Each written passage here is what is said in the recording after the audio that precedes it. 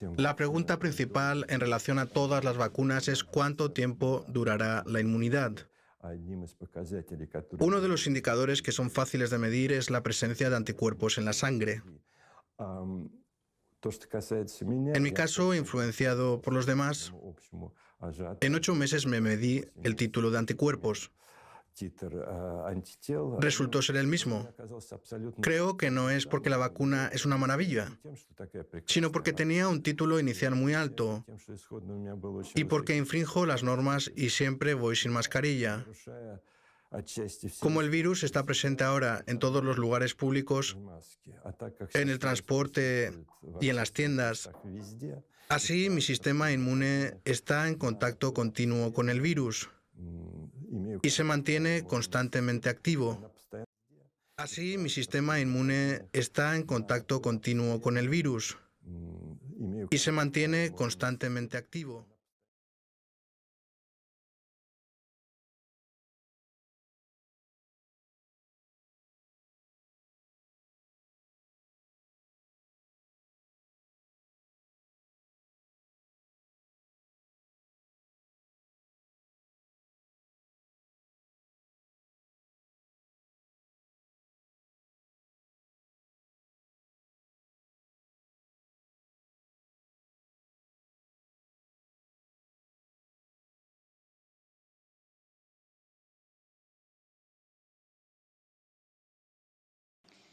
Lo escuchaba a Axel y también a Máximo y a Sergio hablar de la pandemia. Y la verdad que mi generación y casi durante todo el siglo XX pensamos que el cataclismo y el mundo patas para arriba iba a venir a partir de una guerra, ¿no? O sea, cuántas veces escuchamos el tema de apretar aquel famoso botón, el teléfono rojo, etcétera, etcétera. Y la verdad que hasta Einstein creo que fue el que dijo que la Tercera Guerra Mundial iba a ser con flechas, o la cuarta iba a ser con flechas y piedras. Bueno, nadie, absolutamente nadie, nunca imaginó esto. El mundo patas para arriba, todas las economías patas para arriba, porque aquella pandemia que hablan de la gripe española tardó 100 años ahora en venir esto, pero dicen los que saben y las características del mundo nos hacen pensar que tal vez aquella frecuencia sistémica de siglo, de enfermedad de siglo y otra un siglo, esto no se va a volver a repetir. Y dicen los que saben, que tal vez vengan otras pandemias. Bien, y tenemos los datos oficiales de los casos de infectados del día de hoy, que otra vez superan al último récord. Sí, hoy tenemos casi 2.300 casos, lo decimos exactamente, 2.285 casos.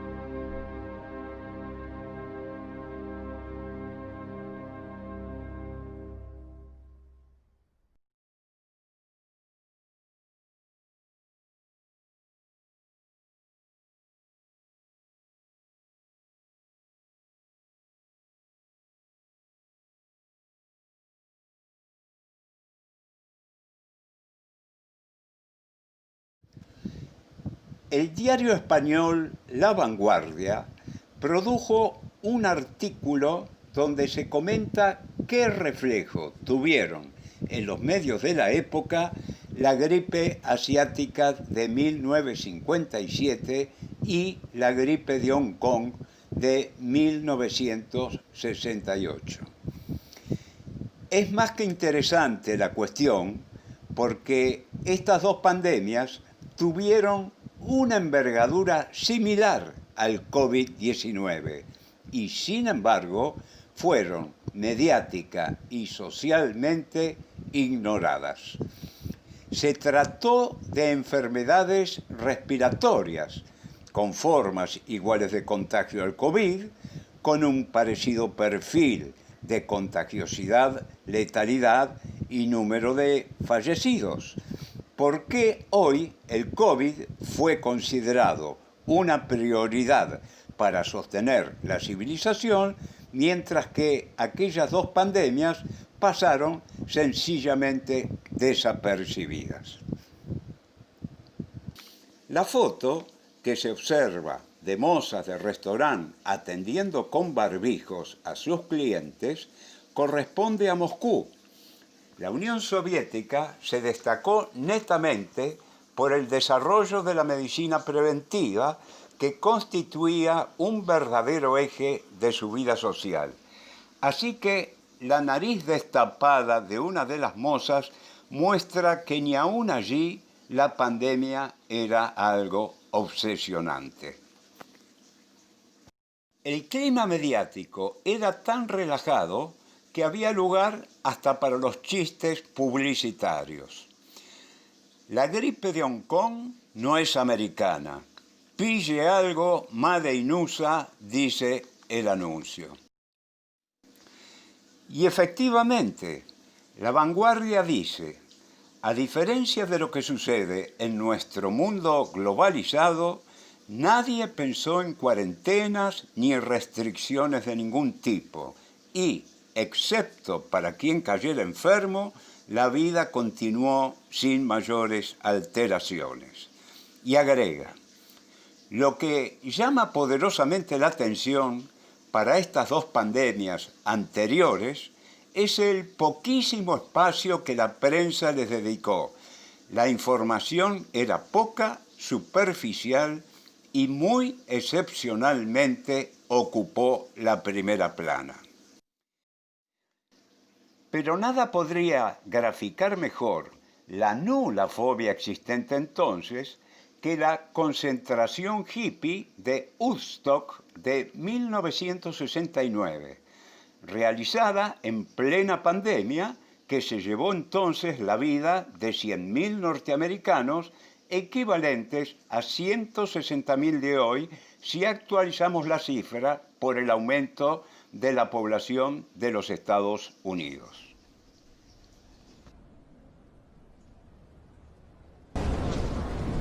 Todos los que estáis atrás, por favor, alejaos. Por favor, atrás, tenemos que alejarnos de esas torres. Todos éramos veinteañeros. Habíamos creado algo mucho más grande de lo que podíamos haber previsto. Muy bien, ahora sentaos todos y tapaos bien. Vamos a tener que aguantar. Todo lo que podía ir mal estaba pasando. Fue como si se desatara el infierno. Sujétate a tu vecino y vamos a hacer un esfuerzo todos por deshacernos de esto, por favor. ¡Lluvia no! ¡Lluvia no! ¡Lluvia no! ¡Lluvia no! ¡Lluvia no! Si lo piensas bien, podría haber sido una absoluta catástrofe.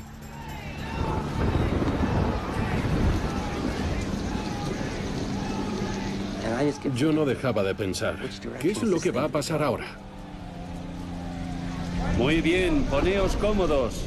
Ya pasará.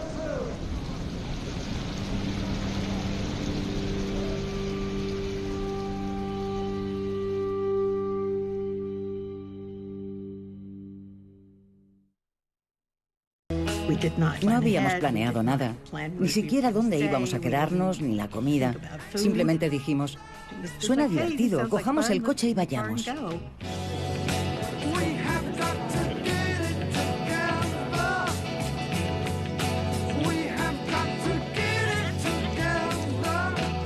Recogimos a tantos autoestopistas con el coche como pudimos. Iban sentados unos encima de otros y a medida que nos acercábamos veíamos a gente caminando como peregrinos. Parecía una peregrinación. Estábamos buscando respuestas. Buscábamos a otras personas que sintieran lo mismo que nosotros.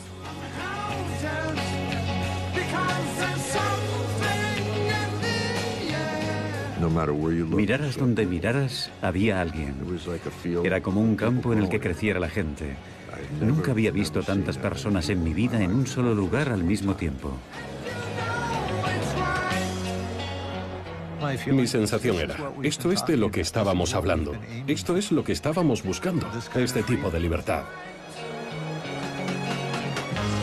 Que 400.000 personas pudieran reunirse y que no se produjera absolutamente ningún tipo de violencia, ningún conflicto en absoluto, hizo que sintiera que si podíamos devolver todo ese amor a la sociedad, podríamos cambiar el mundo.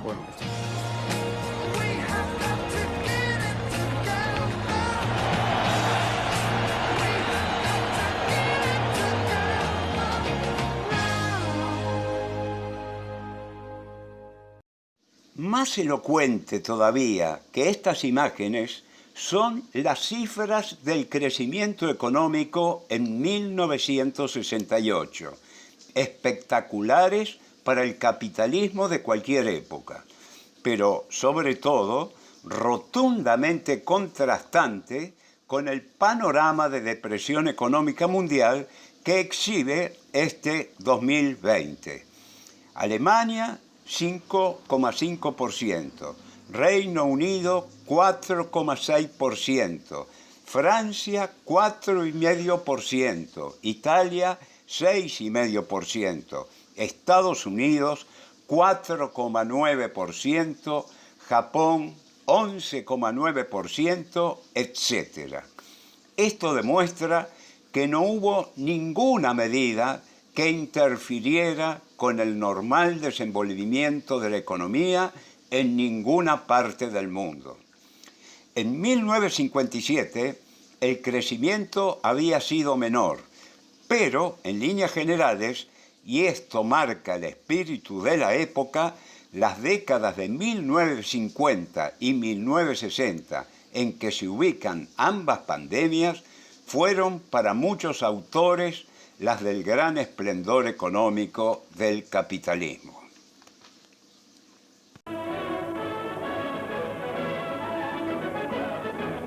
Los rivales del Río de la Plata, Argentina y Uruguay, se enfrentan en Lima por el Campeonato Sudamericano de Fútbol.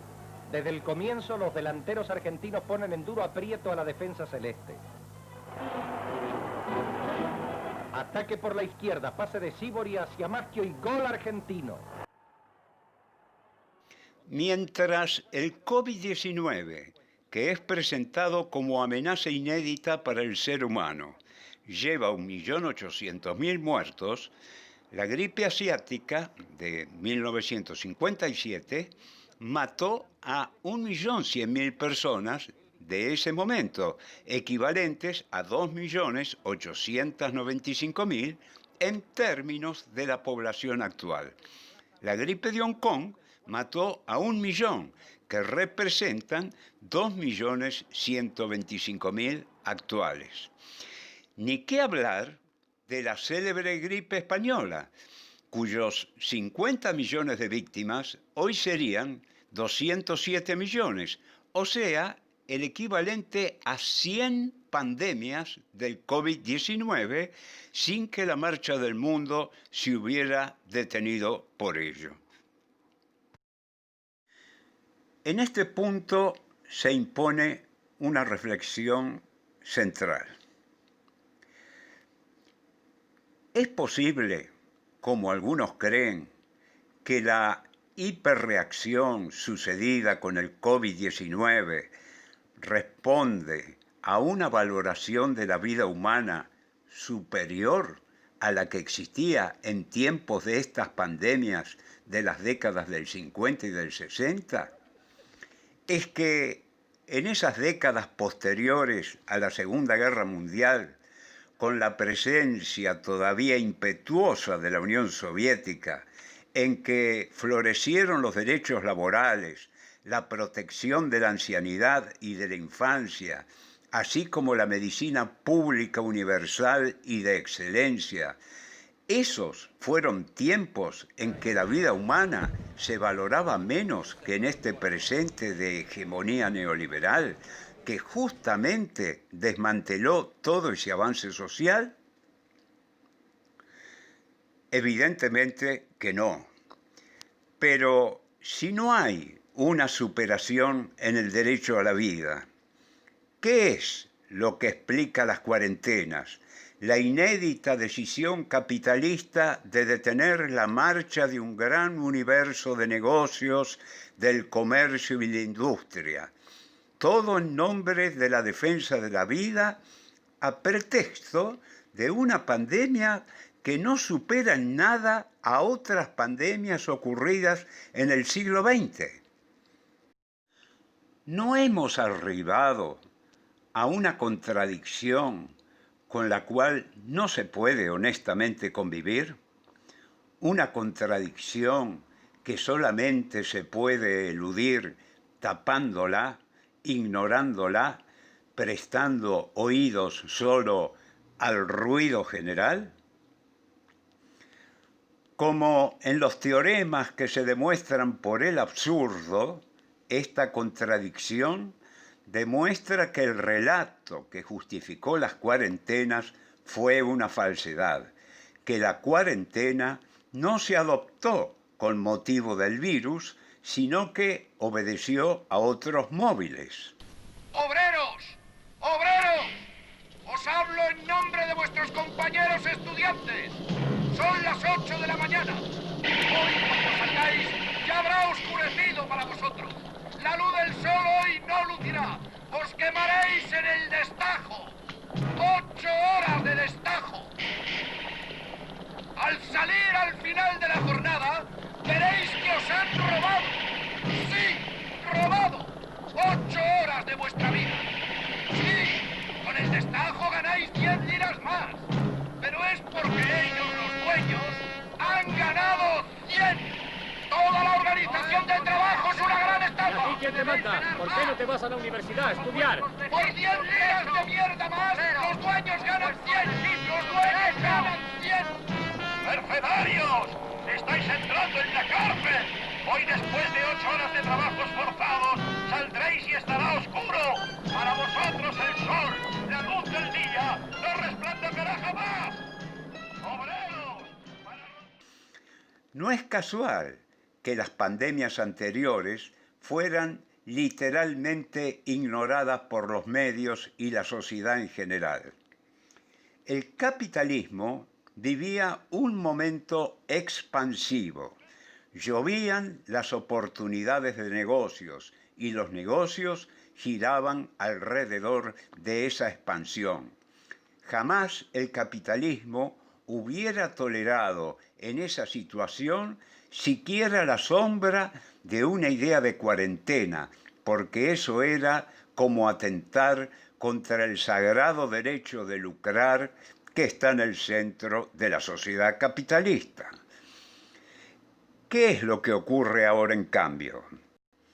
Ocurre que el capitalismo se debate en una crisis fenomenal a la que no encuentra solución y que provoca actitudes cada vez más agresivas de disputas por una torta que se achica. La globalización ha estallado. La Organización Mundial de Comercio, de árbitro supremo de las relaciones comerciales que era, pasó a ser una figura decorativa. El proteccionismo está a la orden del día. La guerra comercial protagoniza la política internacional y la lucha por el mercado de los negocios fáciles al amparo de los estados origina una espiral de degradación de las instituciones republicanas. Y en ese marco de terrible crisis, ¿qué papel juegan las cuarentenas y su poder destructivo de las economías? El papel que juegan es el de resolver la crisis. La crisis capitalista se resuelve destructivamente. Destruyen stock de mercaderías acumuladas, eliminan los capitales representados por empresas que deben cerrar o ser mal vendidas, así como los capitales puestos en valores cuya cotización se derrumba. Producen una rebaja de los salarios y envían a la desocupación a millones de personas. ¿No hay ganadores? Sí, hay ganadores. Son los que concentran los negocios de los capitales desaparecidos, los que acumulan activos a precios bajos, los que proseguirán la actividad económica pagando salarios más bajos. Las cuarentenas, al acelerar ese proceso destructivo de las crisis, aceleran la concentración económica. Las cuarentenas se han instalado al servicio de esa cúpula económica, la que detenta el poder real de la política. Esa cúpula que, en circunstancias de crisis, solo puede desarrollar sus designios a través del poder destructivo de esas mismas crisis. Las cuarentenas no fueron el resultado de una lucha popular mundial por la salud. Fueron impuestas desde las alturas del poder y con un consenso social fogoneado mediáticamente durante las 24 horas de cada día. Algunos argumentarán que, del mismo modo que los fabricantes de vacunas pueden prestar un servicio a la humanidad con el fin de ganar dinero, el poder concentrado pudo haber dictado unas benéficas cuarentenas persiguiendo su propio interés de concentración económica. El caso es que, como lo exhiben los pocos países que no hicieron cuarentena, esta ha demostrado ser, por amplio margen, peor remedio que la propia enfermedad. Lejos de contener la cantidad de muertes, las cuarentenas las han multiplicado.